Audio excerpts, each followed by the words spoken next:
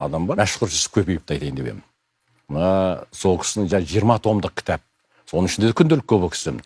Бұл не деген ғанибет, құдіретті күш, осы адамдардың жасаған еңбегін бүгінгі ұрпақ қалай жалғастырады?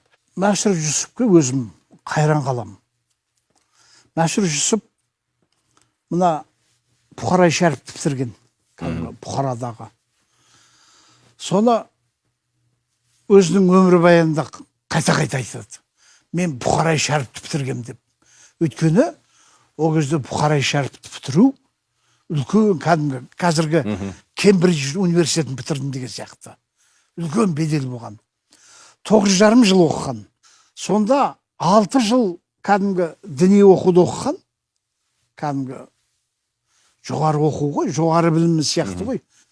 Сонда Мәшһүр Жүсіптің қабілетін ескеріп, бұны аспирантураға қалдырған. Әрине, ол кезде аспирантура деп аталмайды. Олардан мүлде бөлек аталады.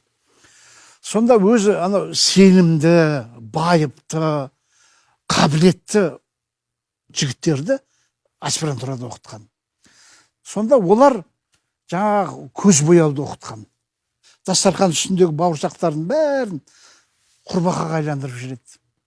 Құрбақалар секіріп шыққан кезде бүкіл жеңгелері қашып кетеді. Өзі 3 күн мінәжат етіп жатады.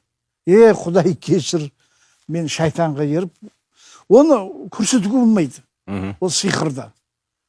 Өйткені бұлар сиқырдың оқуын оқыған кезде сондай ант береді. Бұл сиқырды біз еш уақытта оқытпаймыз, ешкімге көрсетпейміз деп. Жаңа Бұхарай шәріпті соны да оқыған. Бұл өте білімді ғұлама.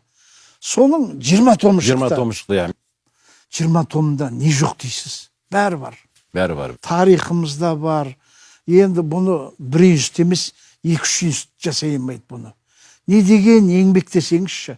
Қазір сілтеменің бәрін сол кісінің кітабына жасап отыр ғой, қазір ғалымдардың көпшілігі. Сонан кейін Мәшһүр Жүсіп шәкірттер тәрбиелеген. Мына Сұлтанмахмұт Торайғыров пен Мәшһүр Жүсіп Көпеев қыз алыспайтын жақын. Жүсіпбек Аймауытов шу. Жүсіпбек Аймауытовтың естелігінде айтады.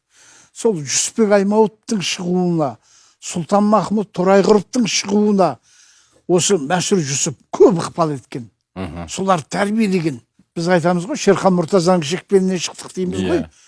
Осы Жүсіпбек Аймауытов та, Сұлтанмахмұт Торайғыров та Мәшһүр Жүсіптің шекпенінен шыққан.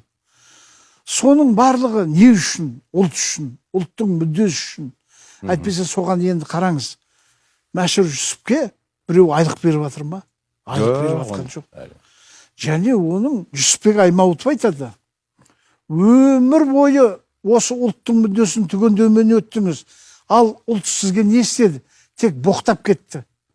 Тек жамандап кетті. Тек өшек қылды сізді дейді. Енді бұлардікі жанкешті еңбек. Жанкештілік қой. Өте қатты. Мысалы, оңтүстік өңірінің өзінде 10 жыл сыр өңірінде, Әулиеатада, Ташкентте жүріп, қаншама дүниені жайнап, ол кезде жасыратын жоқ. Бір диктофон, басқа да құрал жоқ қой. Бәрін жады. Есте сақтау үшін қолмен жазып отыр ғой мұның бәрін.